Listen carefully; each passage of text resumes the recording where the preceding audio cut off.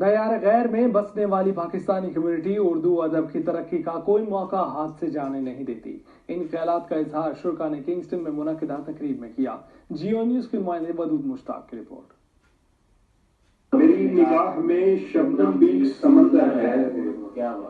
اے میرے دوست، میں صحرا سے آنے والا ہوں. معروف شاعر مبارک صدیقی کے اعزاز میں منعقدہ تقریب میں یہ ہیں برٹش پاکستانی پروفیشنلز جو معاشی سرگرمیوں کے ساتھ ساتھ اردو ادب کی ترقی کے لیے ہر اختتام ہفتہ پر ادبی محفلوں کا انعقاد کر کے اپنے وطن سے محبت کا اظہار کرتے ہیں. مبارک صدیقی نے اپنے تازہ کلام سے محظوظ کرتے ہوئے جیو نیوز کو بتایا کہ آنے والی نسلوں تک قومی ثقافت اور زبان کا پروان چڑھانا ناگزیر ہے. ایسی جنریشن جو یہاں پہ برطانیہ میں ہی پیدا ہوئی، انہیں اردو زبان سے، ہماری ثقافت سے، ہماری جو پاکستان سے ہمارا ایک ورثہ ہے ادب کے حوالے سے، اس سے خاص تعلق رہنا چاہیے. محفل میں شریک دانشوروں اور پروفیشنل راجہ منیر، اظہر اقبال، دانیال ضیاء، محمد ضیاء اللہ اور عتیق خان نے کہا کہ ان کا مقصد اردو کو دنیا کی مقبول ترین زبان کے طور پر منوانا ہے. یہاں پر یہ محفلیں جو ہیں قائم کرنے کا مقصد یہ ہے کہ اردو کو اسی طریقے سے دنیا کی مقبول زبانوں میں شامل کیا جائے. محفلیں جو منعقد ہونی چاہیے جس سے نوجوان نسل میں ایک اردو کی طرف بھی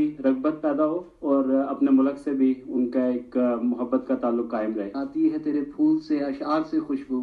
یقیناً ہم سب نے اس خوشبو کو محسوس کیا اور اس خوشبو کی مہک ہم یورپ میں محسوس کرتے ہیں. خوش قسمتی ہے آج ہماری کہ ہم مبارک صدیقی صاحب کو براہ راست سن سکتے ہیں. گہری باتیں بہت خوبصورت انداز میں بیان کی. محفل کے دوران سنجیدہ اور مزاحیہ کلاموں کے ذریعے سلگتے مسائل اور ان کے حل کی بھی نشاندہی کی گئی. ودود مشتاق، جیو نیوز، لندن.